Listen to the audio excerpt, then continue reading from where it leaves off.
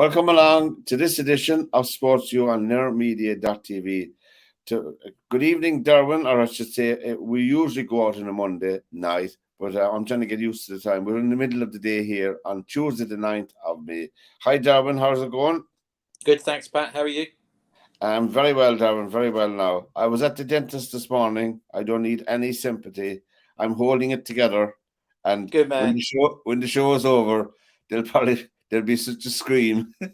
Anyway, you only one. I have three more sessions. Oh, there, good boy. Well, I'll be good. But I suppose, Derwynne, this time of the year, a lot of things about the soccer scene in Britain are coming to an end, where all the promotions and champions are appointed, or I suppose come to the fore. But also, as well, then you have the usual managerial merry-go-round. We have the European Cup. So we'll just start off tonight, since it's Tuesday. It's Real Madrid and Man City. Now, this every European match for Pep Guardiola and Man City is a red letter match, if so to speak, because he never won the European Cup with Man City yet. Do you think that? How do you think they'll go tonight, when Man City and Real Madrid? I've got a funny feeling they might sneak a win.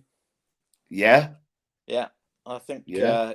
they can't keep knocking on the door and not get the right answer eventually, aren't they? No, that's true. That's true. I And mean, if you looked at the shade of odds on it, I mean, they're going to win at some stage. They're going to win it at some stage, aren't they? well, I mean, you would think that they would. I mean, between semi-finals and quarterfinals and things. Yes, I mean, Real Madrid are not a youthful team. They have experience. They have a lot of players. There's quite a few players who you could say are at the twilight of their career. So someday, they're like Barcelona. Do you remember that famous Barcelona match? Was it 8-0 or something? They were thumped there a couple of years back. Do you remember that? Yeah. And it retired a lot of players that match. So could this be the night that Real Madrid will be beaten 7-0 by Man City? Does Guardiola want it too much because of his Barcelona days? I mean, the rivalry between Barcelona and Madrid is massive, isn't it? Oh, it is. Yeah, it is. And Guardiola being, is he Basque? I think he is, isn't he? He is. I mean, does all of that put more pressure on the team he picks to go out there and win? Yeah, I mean, obviously, I think to be fairness to him, obviously he's plenty. They have plenty of money. That's side. We won't bother going down that lane because it's flogged to death. But it is what it is. He has plenty of players at his disposal, as you said. They have a big squad. I suppose they have 20 or 30 players on the squad. He could pick any 11 from. I would dare say. I don't know all the squad members. So he has plenty talent to pick. I think he will definitely want to get a positive result tonight. So I would say he'll go with his strongest team, who are without injury tonight. I would say, Derwynne. Oh, I would have thought he'd put his strongest team out yet. He will, of course, and because I mean, on the other side of the coin, Real Madrid are all masters. Real Madrid won't care if it's only 1-0 at home to them. They don't care. They're well able and well capable, as we saw last few years, of defending a 1-0 lead. Anyway, they're masters at that. So I mean, it's handed to Real Madrid as well. Like, they don't have the same resources as Man City at this point in time. So I mean, I think you could be right. I don't think it'll be a draw. I think it'll be a decisive win. I head you either way. I think myself on the night. I don't know. Yeah, No. I just wonder if Guardiola just wants to beat Madrid too much. Yeah. I mean, he's grown up with that, hasn't he? With Barcelona, he's had that. We must beat Real Madrid. That's in his blood, That's in his blood, actually, That's in his DNA, as they say. I was going to say, it's his DNA, isn't it? No, last night, Fulham beat Leicester 5-3. Brighton were beaten 5-1 at home by Everton, and Nottingham Forest held on against Southampton 4-3. That that result for Forest was very, very significant for them anyway, And interesting thing on Talk Sport this morning. Yeah. They've some computer guy, some statistician has run the numbers and has come out with the prediction that Southampton are definitely gone or will do with the remaining games. Yeah. That Forest will survive. Everton will join Southampton going down. So that leaves Leicester and Leeds. Yeah, and the stat guy was saying that the pendulum swings more towards Leeds than it does Leicester.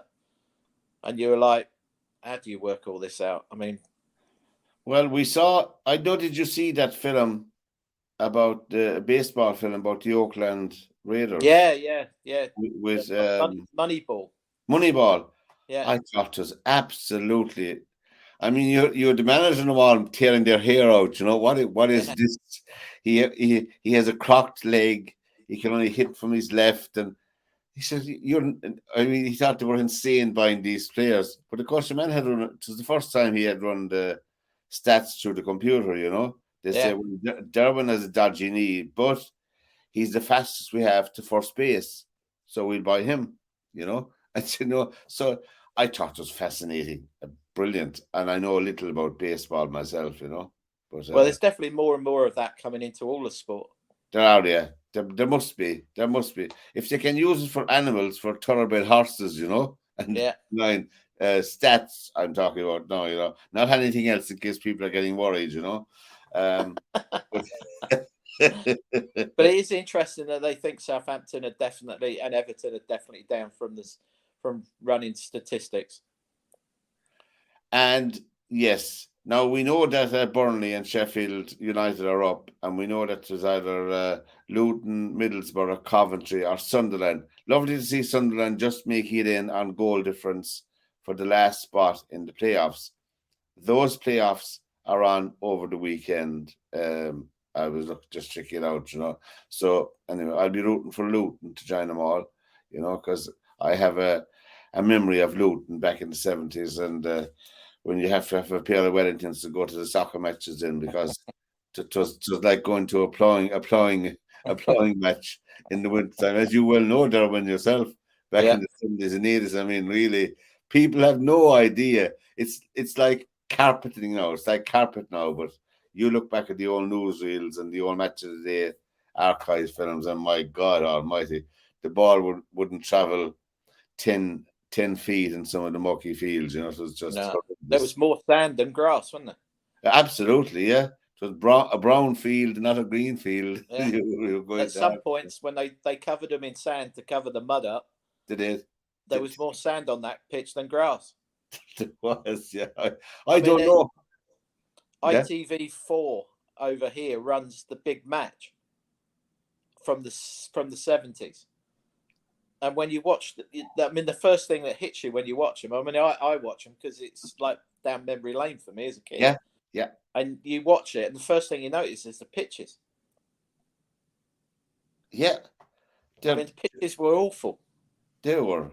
And the goal mouth was like a swimming pool half the time, Yeah. And you had keepers like Benetti, Peter Benetti, Ray Clements, and all them. How they managed to save anything was beyond, to save one match. And then you had players like George Best playing in those conditions. Yeah. Players like Jimmy Greaves, scoring as many goals as many of the modern players are today, with more games. They have more games today, I know. And with different tackles going in as well. Oh, well, as Joe Waters, our colleague who's on here with us, as Joe said, the first priority when you get the ball was to get rid of it. Could you imagine what players like Greaves, Best, Charlton, Law, then throw in Rodney Marsh, Tony Curry, Tony Bowles, Stan Bowles. Stan Bowles' wife was a dinner lady at my school. Oh, was she? Yeah, she was dinner lady at my school. Go here. And he was playing, for Queen's Park Rangers, and she's the dinner lady. Could you imagine Rooney's missus doing that? No, they'd be shopping in Harrods. Yeah, Exactly. Yeah, they wouldn't be out being a dinner lady, would they? so there'd be something else. But this is a child-friendly program. We can't say anything else. But Wags, is that what known as Wags? Wags. Yeah. Oh God, Wag, what a name!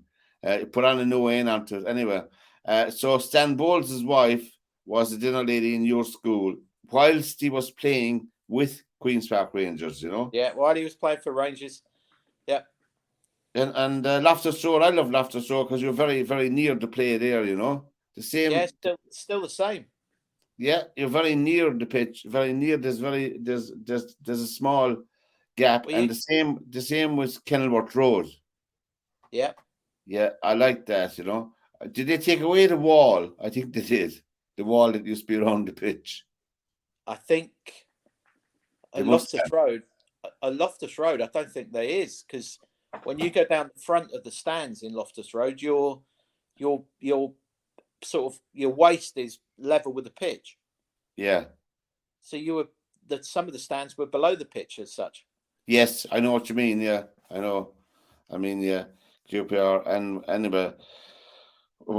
So we're saying that Man City could be a really significant night tonight for them. Then tomorrow night, Wednesday night, we have a Milan derby in the other semi-final, AC and Inter. How do you see that going, Derwynne, yourself? I think AC Milan. Yeah, they looked a good team. They looked a good balanced team, AC Milan. You know, Yeah. I mean, they did a number on Napoli, and as we know, Napoli are kind of. I was reading about Napoli as we're talking about. It took them a long time to win the Serie A title again, you know. They didn't win it since Maradona was with them, you Well, they're know. all saying it's the spirit of Maradona that's carried them to the title.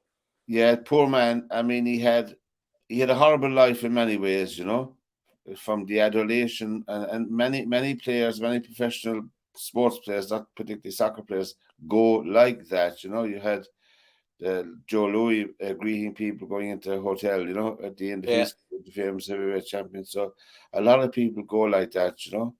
I remember Jack Doyle, the famous Irish boxer. I don't know if you ever hear of him. There was Yeah, my dad used to talk about Jack Daw.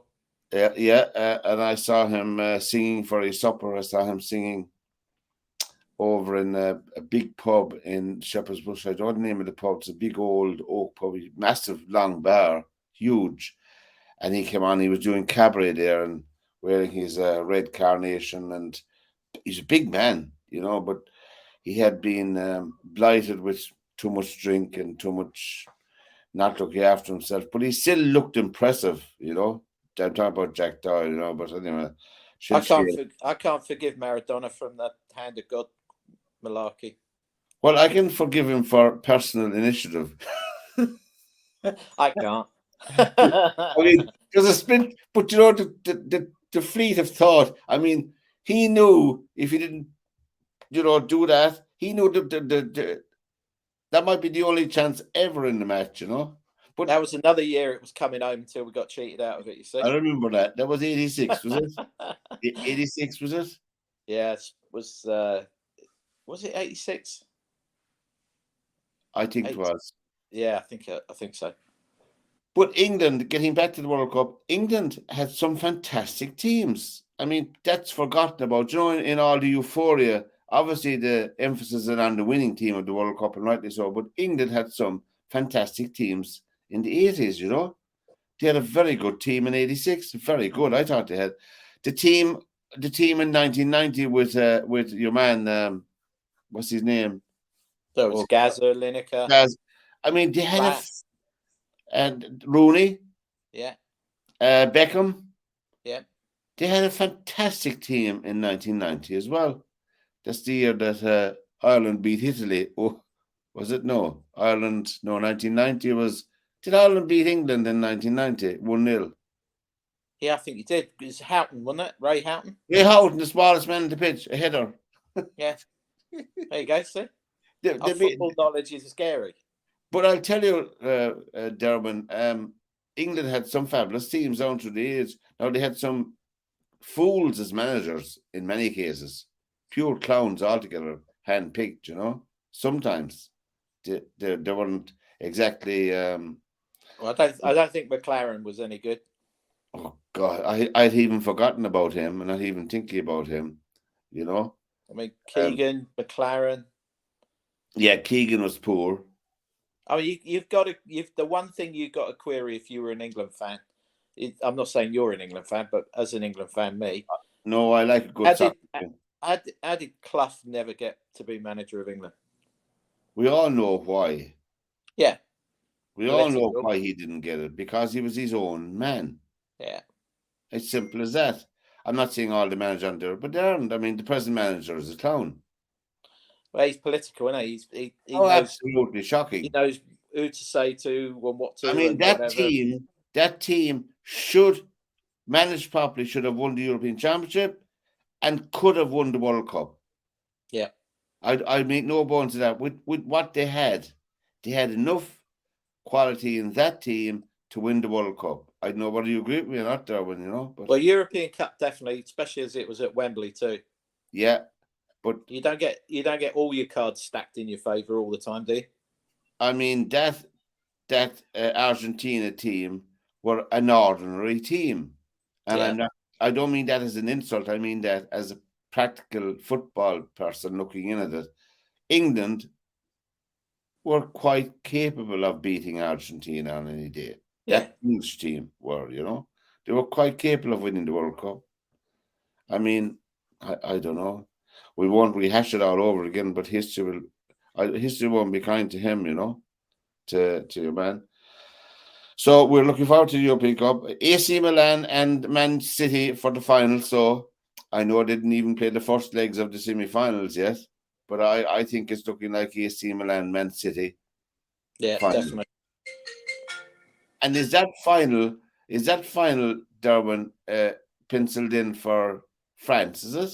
No. I think it's in Paris, and I think it's like, is it like second midweek, mid June or something like that? I mean, it's bonkers that the FA Cup's the first weekend in June, and that the European Cup final is going to be like the following weekend. Yeah. I mean, June. Yeah. And of course, France have the Rugby World Cup as well this year. Yeah. You know, and over the weekend we had Wells Fargo Golf, which was won in the United States. Just played on Quail Hollow. Isn't that where Rory McIlroy won the PGA? Was it, or the Open? Yeah, Quail Hollow. Yeah. Yeah, he was 19 shots behind the winner, Derwynne. 19 shots behind the winner. I don't know what's wrong with. I think his head. It's all in his head, is it? Yeah, he's going through a bad run, and he's just, it's just not happening. So, but it can turn the corner anytime, can't it? It can, yeah, it can. Although we don't wish him the same fate as David Duval. Do you remember him? Yeah, David Duval. Yeah. I saw his name on the Mitsubishi list over the weekend, seniors tournament over the weekend, which is run by Stephen Ames. Yeah. Do you know him? Steve Ames, yeah. Yeah, From, he won the Bahamas or something, isn't it? Bermuda or something like that. He's a funny character. I was watching on the Golf Channel. He won the Mitsubishi Seniors Tour, $300,000. Nice little earner, you know. And he was all the Paddy Harrington wasn't in that now, or a few more, but nevertheless, there was a big field there. Clark wasn't. I didn't see Clark's name on it, but Bernard Langer was well up there. Your man was runners up. Miguel Angel Jimenez. Yes, yeah. Miguel wasn't. If he had putted an eagle, he got 2 chances of 2 eagle puts, but he'd have made a playoff, you know. But they were all shouting at him. He's cigar smoking all the time. Yeah, always. He smokes a cigar. Every time I see him, he gives me a cigar, and he knows I don't smoke. Yeah. He smokes a cigar while he's golfing. Yeah, he loves it. He's a great guy, though. What kind of a character is he? He looks like a. He's just lovely. He's just a lovely bloke. I mean, his nickname's the Mechanic because he was a mechanic. What was he? Yeah. He was mechanic and then got into, kind of broke into the golf. Yeah, But but he's a lovely guy. he's no Lovely. slouch. He's a good golfer, you know. He's a good Oh golfer. yeah, he's just a nice guy. I mean, he's a lovely bloke. And that Polish chap won the Italian Open, Marank. He won the Irish Open a couple of years ago, or was it 2 years ago? Marank. He's playing his way into the Ryder Cup team, European Ryder Cup team. Marank is. I'm saying, Well, let's face it. There's not going to be many people in the Ryder Cup that we all know. Well, we know Luke Donald. He might play himself, will he? God, something's going to happen, isn't it? I mean, I'm wondering if McIlroy's now going to keep his mouth shut, having sort of come out with that silly comment about Westwood and Garcia and Poulter, and that it's a shame that they won't be Ryder Cup players or captains. And you kind of think, well, you've done enough shouting about them. Yeah, Garcia's done fantastically well in the last couple of weeks. He's struck a hot streak for him, you know. He's playing well enough to be in the Ryder Cup team. But as you said, Lowry and McIlroy and well, no, they'll have your man Matt Fitzpatrick as well. I don't know how good he is match play, Matt Fitzpatrick, you know. Yeah. And they'll have what's the other British? Well, they'll still put a decent team out. I mean, Hatton. You'll have Hatton. Yeah. Fitzpatrick. I always, when you look at some of that Ryder Cup stuff,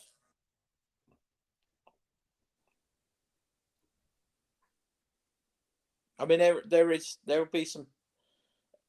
I just think there's going to be a young team with not that much experience going into that Ryder Cup. Yeah, America won't have will they have the live golfers either?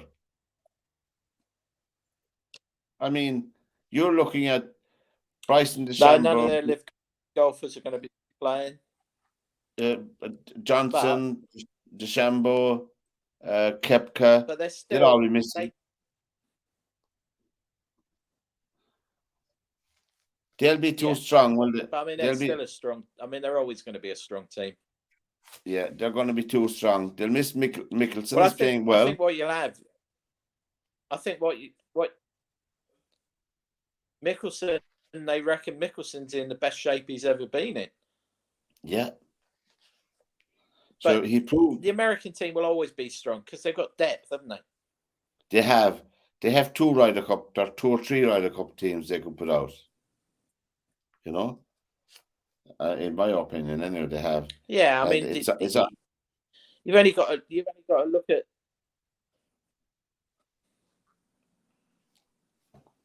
You've only got to look at the teams that go out against President's Cup.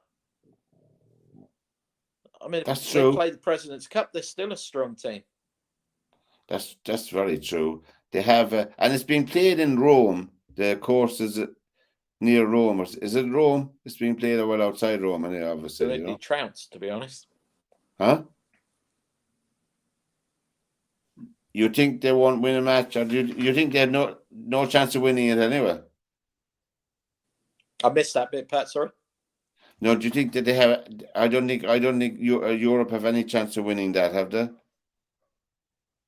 No, I think they'll get hammered. I honestly do. Yeah. I mean, was it the Italian Open last week, or is it this week? No, the Italian Open was won by none of the big names even came back to play in it. I mean, what state? There was nobody in. I mean, what state? What state is European Tour golf? I mean, Padraig Harrington could nearly make the European team, you know, at this stage. You know, he could be first reserve or first sub, as they say. McGinley played in the last one as well. I saw his name on the list as well, you know. Seamus Power, I forgot about Seamus Power, will be in the Ryder Cup team, I think, as well, you know. He finished at -7 in the But Wells you think Fargo. he's got to be a wild card at least, doesn't he? Well, I mean, his form is good. His form is good. he's made the cut in last few competitions. It was $285,000 for finishing that. He got a nice paycheck anyway, you know. Yeah, McIlroy, just to finish up with McIlroy, he finished on level par, which was 19 shots off the winner. And 68, 73, 71, and 72. He had 3 rounds in the 70s, which really was poor for McIlroy. Very poor, you know.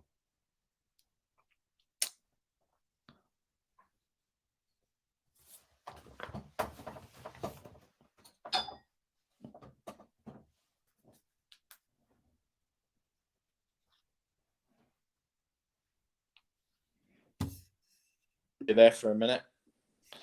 No worries. I was just wait a while now. I was just wrapping up the golf with McIlroy. He finished. I think the whole thing with Liv and all the rest of it's going to be. I think that's just going to keep on rumbling on. Because I think Liv will get bigger. I think that they're talking about doing a ladies tour. They are. They're talking about expanding the fields. They're talking about doing a hell of a lot of things. And I think there'll be more players who are going to possibly get disillusioned with the European tour the way it's going. Well, I know. Can you call it a European tour? Because when I looked at the field for the Italian Open, and I'm not an expert in golf, I just follow it because we covered here in SportsView. But obviously, Moronk is a good golfer. But I mean, as you said, being a Ryder Cup here, I remember not so long ago, a Ryder Cup here, you had the fields were full of quality people who were battling hard to play in the Ryder Cup. Is there that thing anymore about the? I mean, the Ryder Cup will be without probably 10 or 12 or 14 golfers when you count up cumulatively between Europe and America. That should be, that should be playing in it, and they won't be playing at all. Yeah, I mean, if you think about it, there's going to be at least a dozen, isn't there, that you would say are penned in to play in either team. Absolutely, Now, Europe, I don't know, will Europe pick any of the live golfers? No, because they're not. They've been banned as members. That's what's happened with Westwood, Poulter, and Garcia. They've been banned. They've resigned from the feeder tour of the PGA feeder tour. Could we call it that? Yeah, that's the best way of calling it now. The PGA feeder tour, which is the DP World Tour. If you think about the DP World Tour, European Tour, whatever we know it as, top 10 now are going to get their US cards. The European Tour? Yeah. So if you finish in the top 10 in the money order at the end of the year, right? Yeah, you've got playing privileges on the US Tour because the US Tour have bought into the European Tour. And what do you get for finishing the top 10 in the European Tour? An extra 5 years?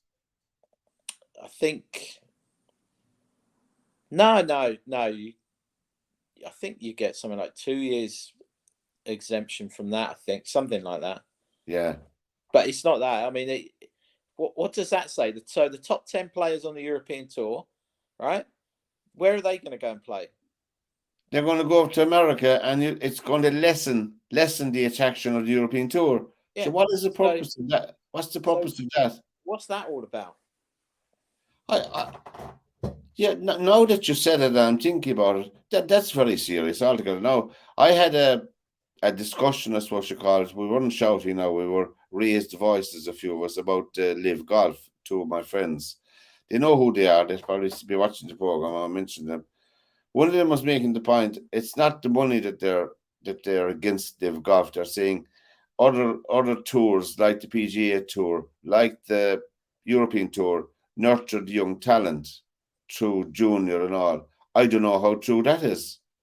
Surely the golfing union of each country does that, Derwynne, Yeah, the golfing union, amateur body's nothing to do with the European Tour.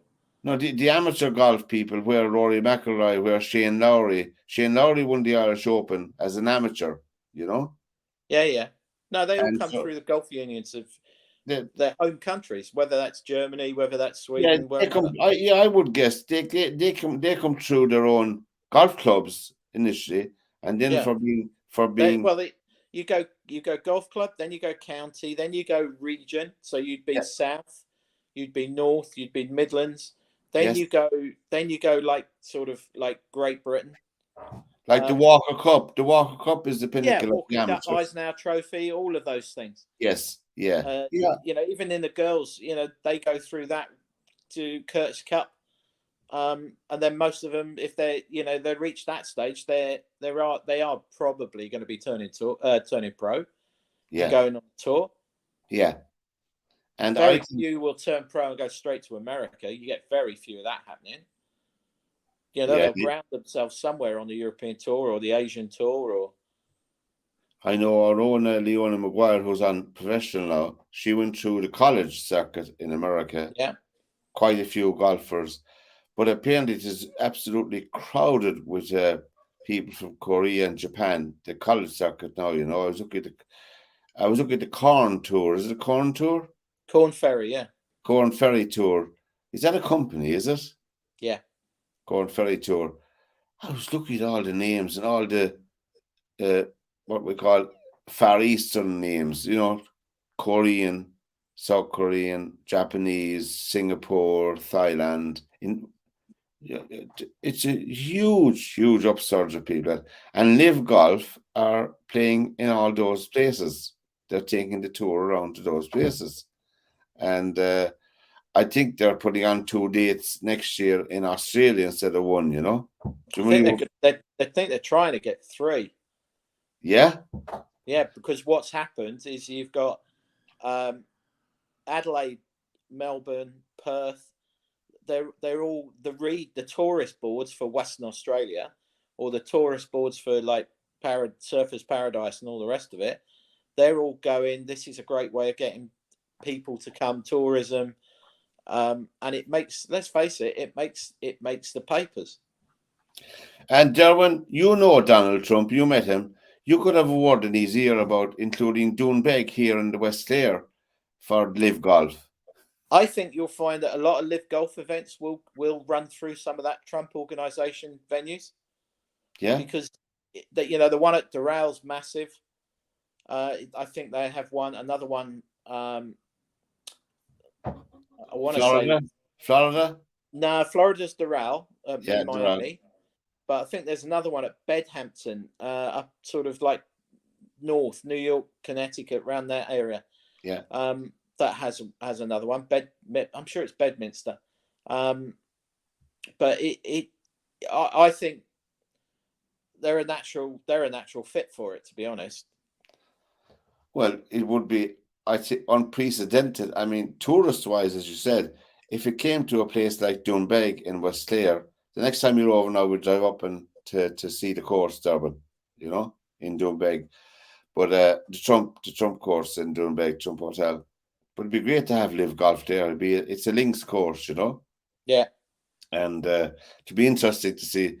Wouldn't it be marvelous to see the likes of DeChambeau and Koepka and Mickelson and all those people? Because they won't be around forever, like Garcia and all them, They'll a lot of them. No, I mean,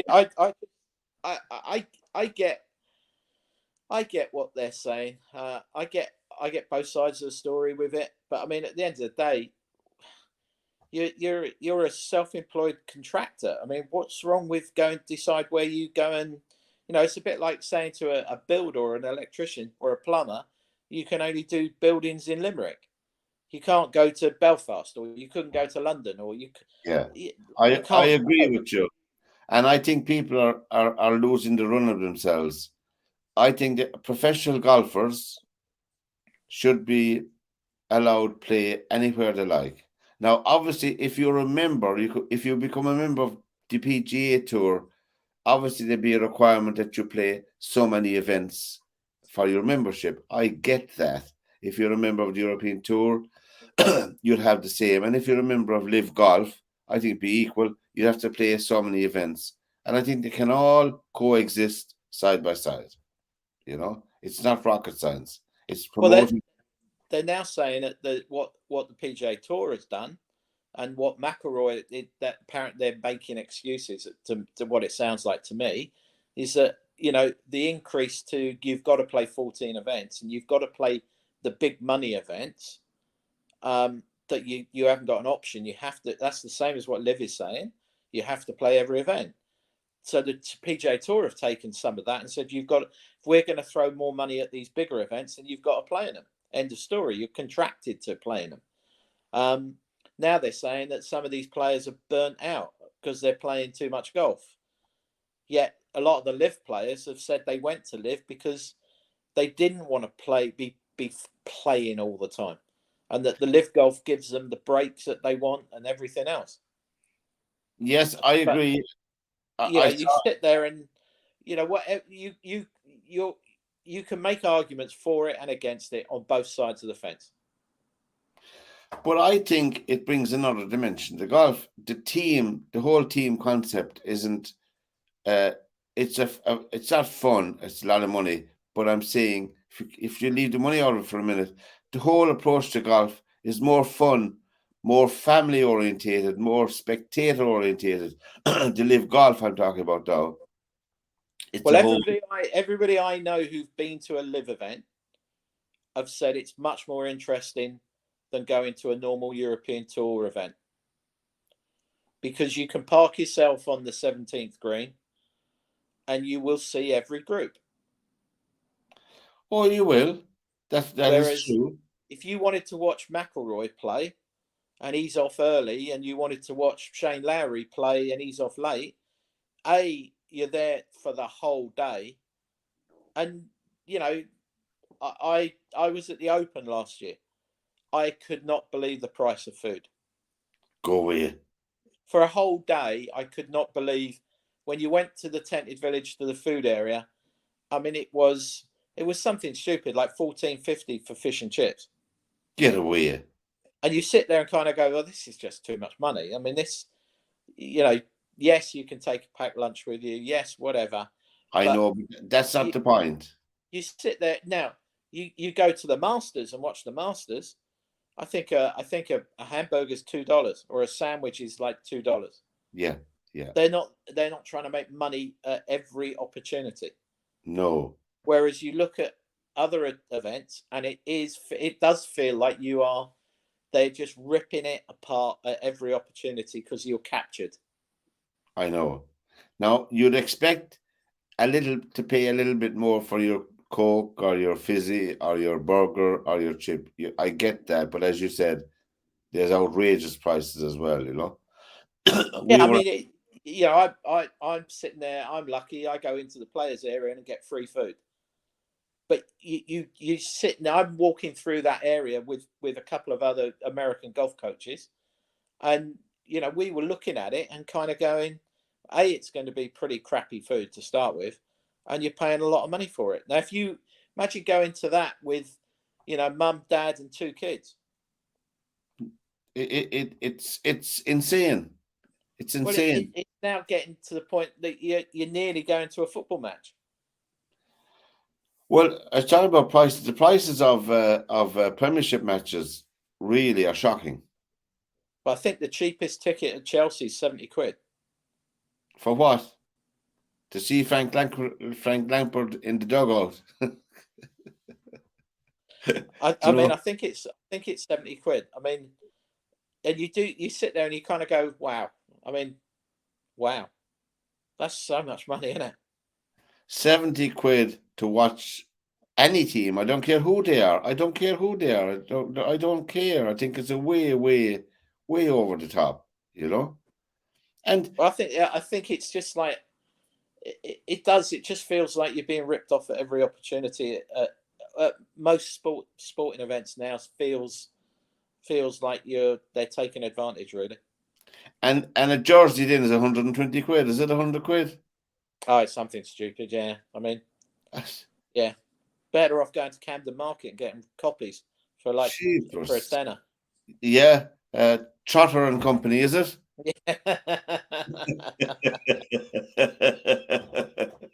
SportsView is the program with myself and Derwynne here. We're having a bit of fun. Press the red button. to subscribe to our channel, and you're very welcome. And thank you for all the comments as well.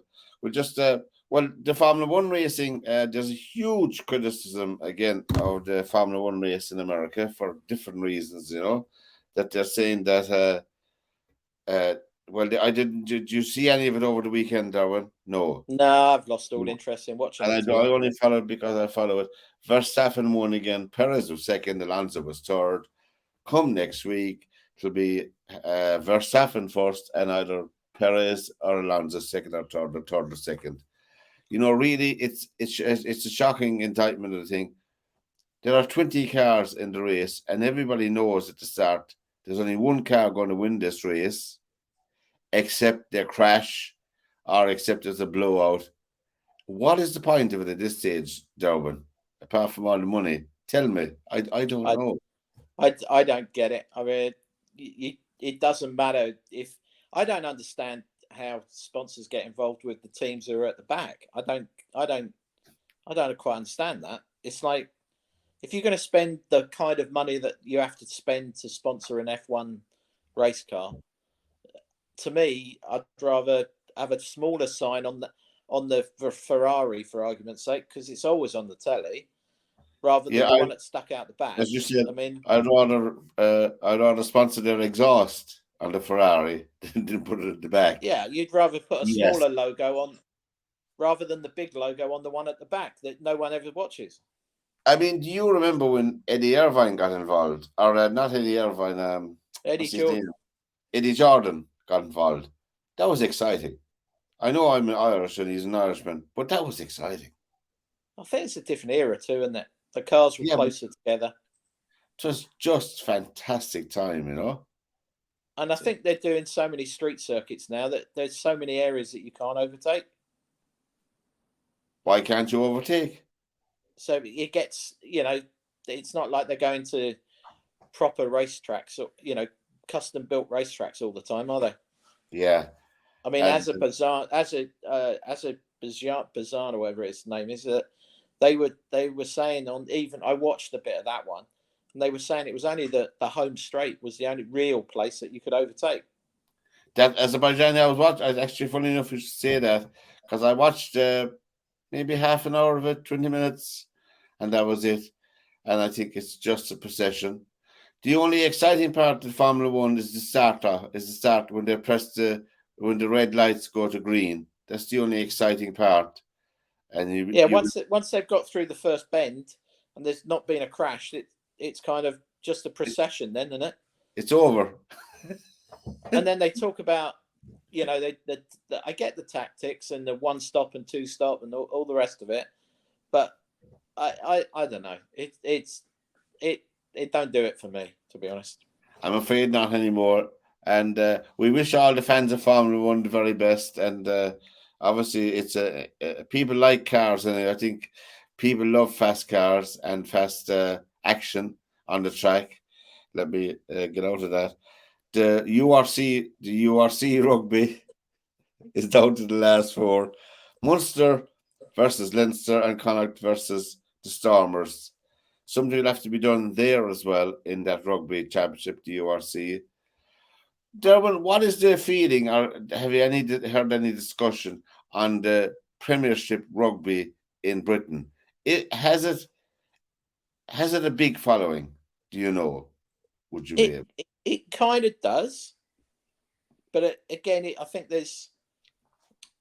that golden era of when they all became pros and different things, I think that's kind of disappeared slightly. That sort of the excitement of it, but I mean, they still get full houses at Harlequins and Heart Saracens and Wasps and wherever Wasps are playing. I mean, they could be playing in bloody Cornwall next month or whoever knows. What was it at the end of 1980s they went professional, was it? Yeah, somewhere mid-80s, wasn't it? Yeah, late. Yeah, I think they did. Yeah, I think the romance, like many sports, the romance went out of it then, and of course you don't have any more. Club rugby is dead and gone since the professional era. Well, it's like another tier below, isn't it? Yeah. if that makes sense. Exeter and Exeter Chiefs are like two different rugby clubs now, aren't they? They are, and over here where we are, we have young Munster and Garryowen and Shannon, and they're synonymous with rugby for years. Any players that are attached to the club rugby, like any international players or provincial players, are minded. Yeah. And so they might play the odd cup match, but really, I don't know. I thought club rugby should be used to nurture and bring on local indigenous talent to the country to play they're in. And you can see then that's reflected in the national team up along eventually. They suffer, like Wales is down a bit now, simply because the great rugby clubs like Pontypridd, Llanelli, and those clubs that were synonymous with the golden era of Welsh rugby in the 70s and 80s. Yeah, Pontypool front row. And Oh, it's unbelievable, I just love watching JPR Williams with the flowing hair and he flying up the wing. if you think about, I've never quite understood all that central contract stuff, because like their clubs are still playing while they're away playing for the international team. Yet the club must be paying must be the bread and butter for those players, isn't it? They're still getting.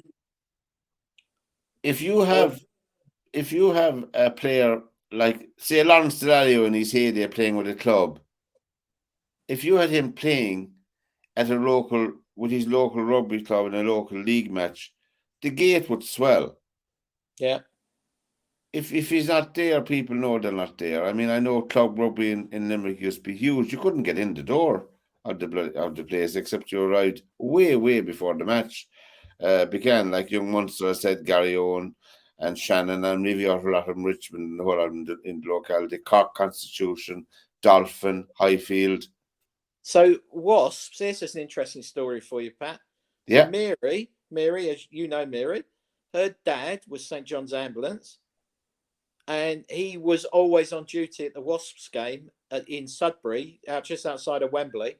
Yeah. He was always on duty as the first aid guy, and I used to go with him. And I used to sit in right next door to the dugout.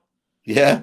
With Uncle Cyril, and literally watch the rugby from the sideline, just because he dragged me in with him as a St. John's Ambulance. And that was when Wasps played in their home club, was Sudbury. Yes. That was their pitch. It was Vale Farm. Goodness me. And then when it turned pro, it was like suddenly I had to go to a bigger stadium and all the rest of it, and they left all that. I can't remember where they went to. Did they go play at Loftus Road for a while, and then they went to Coventry, and they moved around a bit. They moved around. Yeah. Reading. They've played at Reading's ground. Yeah, that's true. So there's an interesting backstory. That's an interesting story. No, all right. So he was on duty, and you were brought in, and you watched the matches. That's very interesting. Yeah, literally, I used to go with him, and we'd go in. He'd hold my hand and take me through the turnstile as St. John's Ambulance. Yeah, I'd be about 5 or 6 years older then, 7 maybe. That's a really good story. It's really good. La Rochelle are still flying high, top of the league, top 14. The reason I mentioned La Rochelle in rugby terms is because Ron O'Gara is their coach. Yeah. And there's a beautiful atmosphere down there. I've been talking to a few people. I have them recorded somewhere now. I'll get put them together sometime. It's a real club rugby atmosphere. I know it's a misnomer to say that, but really it's a family. It's a really tight place, and they're rugby mad. I hope they'll win the top 14. I hope they will. I hope they'll win. Well, they're playing Leinster again in the Champions Cup final. A repeat of last year where Leinster were raging hot favourites and La Rochelle beat them.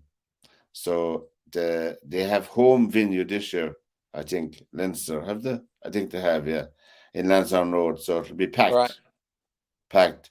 Leinster and La Rochelle. So Ronan O'Gara it'll be hard to know who to shout for. But anyway, we wish both teams the best of luck. But getting back to, as you mentioned, Reading, I think they were relegated, as far as I know. Reading were relegated from the championship, Derwynne. Amazing, yeah. And God, so not so long ago since they were well up there, and they were. I used to love watching them playing, I have friends in Reading actually. When I think of it now, They were Premier League at one time. They were, they were actually, they were. And I'm just looking up here on my notes to find out who were relegated from the championship, which is a pity, really. When you think about it. Well, somebody has to be relegated. Yeah, Reading, Blackpool, and Wigan. Wow. Are gone down from the championship. Well, they were well adrift, those three. I mean, there were 5 or 6. Cardiff stayed up. QPR stayed up. Rotherham stayed up, and all of that. But as I said, Sunderland, Coventry, Middlesbrough, and Luton, and they're in the playoffs over the weekend. Are they two-legged matches, those playoffs? Do you know what? No, I think they go like semi-final to final, don't they? Yeah, maybe. They're just one-off games, I think. Oh, because a neutral venue, so I suppose, They normally have them at Wembley. They normally have the playoffs at Wembley. Do they? Yeah. Well, they certainly have the playoff final at Wembley. Well, now we'll let you know. Now we'll let you know about the playoffs. Saturday. We're flying ahead Saturday. Yeah, the first playoff match in the championship for one more place is Sunderland at 70 at 5:30 to Luton. Sunderland are playing Luton, so that means that Coventry are playing Middlesbrough. 2 tough calls. Yeah, that'd be good. 2 tough calls. They're potential to be good matches, So anyway, Derwynne, we'll wrap it up. So, but obviously, call the Champions League final. People like to bet on these things. City, AC Milan. City, AC Milan. Okay, I probably agree with you. All right, I probably agree. I hate to say it, but I think City might win it. Well, that's another step. Then, of course, a final is a different.